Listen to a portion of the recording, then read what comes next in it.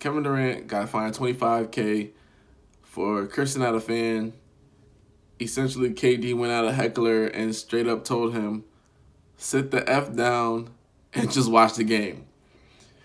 This reminds me of that cautionary tale that, it's not always the person that starts a fight that gets caught, it's always the person that hits back.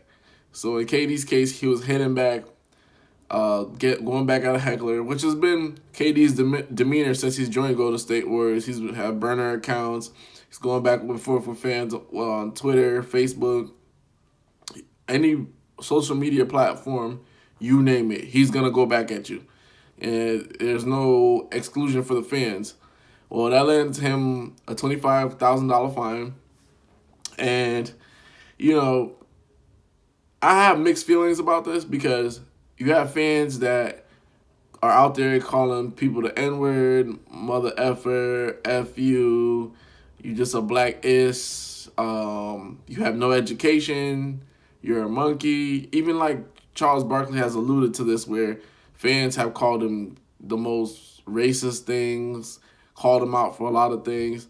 It's more than just, you suck or you're not good or you had to join the 73-9 team that would necessarily make somebody like Kevin Durant go off, in my estimation. Like you see him go back and forth with fans on Twitter, but you don't see him tell them shut the F up and just watch the game on Twitter, do you?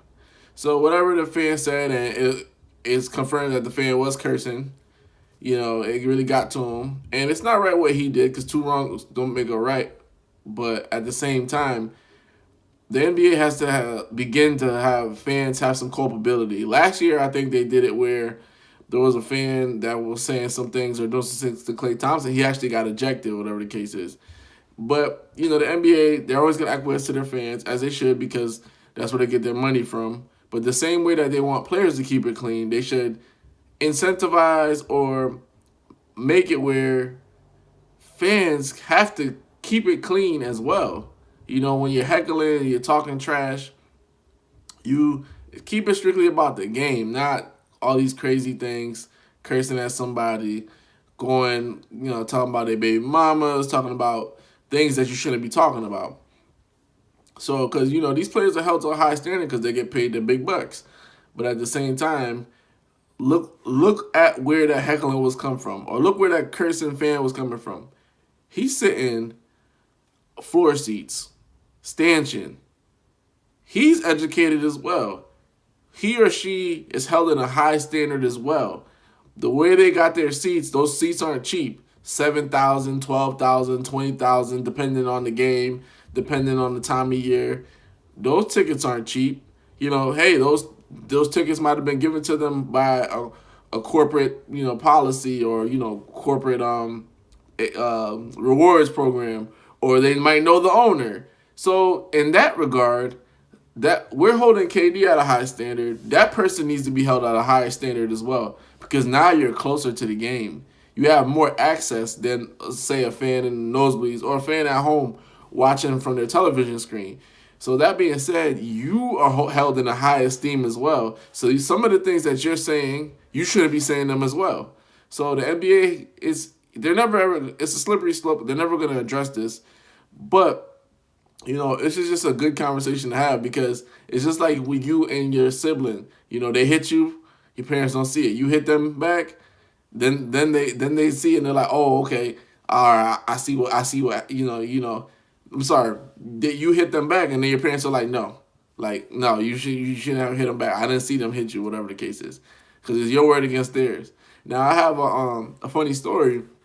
One time, my sibling hit me, and I hit them back. I got in trouble. The next day, my sibling hit me again, but I couldn't hit them back because I know I was gonna get in trouble.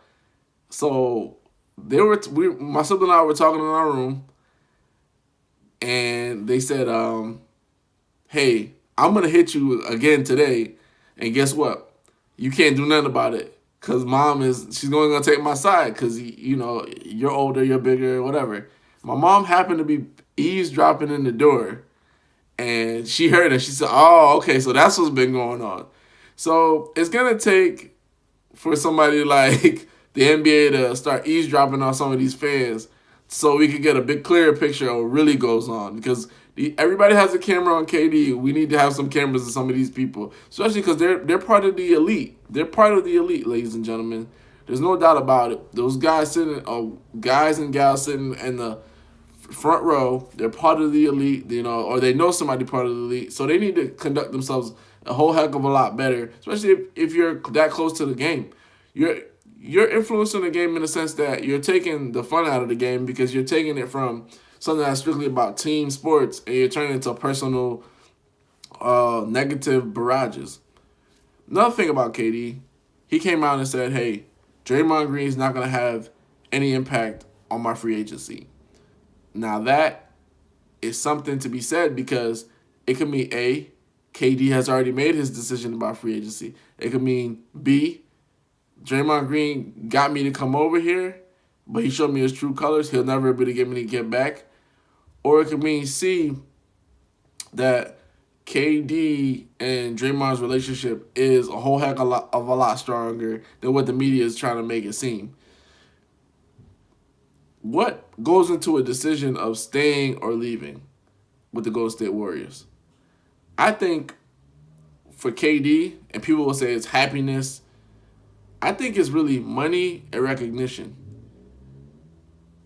Money, if he gets paid top 1% or whatever in the league, that comes with the recognition of, hey, I'm one of the best players, and hey, I am paid like one of the best players. What made KD go to Golden State? He just wanted to prove to everybody that he's one of the best players to play the game.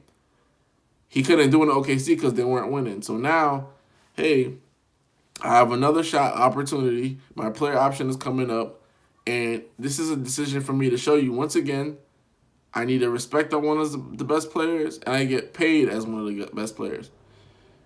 The thing is, it's sort of kind of backwards because he's seeking validation. If you look at all the greats, prior to like LeBron and KD, a lot of great players, they never really cared about what people said about them or thought about them really. They just played the game, and they like Kobe was hated, Jordan was beloved, Bird and Magic were hated by the Celtics and Lakers, vice versa, fans, vice versa. But today it's different where your perception influences your dollar. So for KD, it's like, if I'm perceived as bad, I want to get paid top dollar. But if I'm not perceived as bad, top dollar doesn't matter because I'm in a winning situation. So KD is unpredictable. It's sort of like the whole LeBron situation, going back and forth to Cleveland, Miami, and stuff like that. It's unpredictable in his case, but it's very interesting that he specifically said Draymond is not going to have any bearing on my free agency when Draymond had a whole heck of a lot of bearing on his free agency 2 to 3 years ago when he was in the parking lot calling them. So to me, he should he should consider staying in Golden State, point blank, period. You get to play with Klay Thompson, Steph Curry in their prime, along with Draymond Green if they decide they can keep him or whatever the case is. And then it's just like you're competing for championships almost every single year. If not, you guys lose, then you take a year off, retool. The organization is very progressive. Even though you'll never outshine Steph in popularity, winning at the end of the day means more than anything. Because everybody considers Shaq better than Kobe. But when they won 3 championships in a row, and years later, people look at the numbers now, they're like, wait a minute. Besides that 1 year, Kobe was almost just as good as Shaq. So now you're like, whose team was it really? You see what I'm saying? So all of that popularity stuff, that's going to get wished and washed away with time. Because people can delve into the numbers and see what KD really did, who was the bus driver in those championships that he won with Golden State. So that doesn't matter. But to me, he needs to stay so he can really supplant the fact that he doesn't care what people think. And he doesn't go from team to team to team to team. Like, at the end of the day, that doesn't look good on you. You know what I'm saying? It doesn't look good on a player to be 3 and 4 teams. I understand, like, if you're like 36, 37, you get bounced from team to team to team to team, that's fine. You know what I'm saying? Like Vince Carter, even that looks bad on him.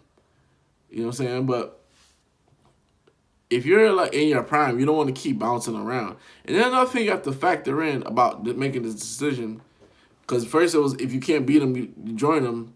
Now you want to beat them, he will have to face off against the Golden State Warriors if he leaves. So if he goes to LA or he goes to Washington, he goes to New York, if he ever gets back to the finals or whatever the case is, he's gonna have to face off against Curry, Clay, and Draymond in some form or fashion. If he stays in the West and if he gets to the finals, they get to the finals, they have already proven they can beat you. So to me, that's not a smart choice. But it's up to him. To me, it all boils down to money and recognition and the respect. He wants ultimate respect. And if he is in a place where he's not getting that, then he's going to leave. Or he's going to go a place where he can get it. That's what happened in OKC. That's what's going to happen now with Golden State. Hoops Junction. Or Hoops meets Hoopla. Like, comment, and subscribe.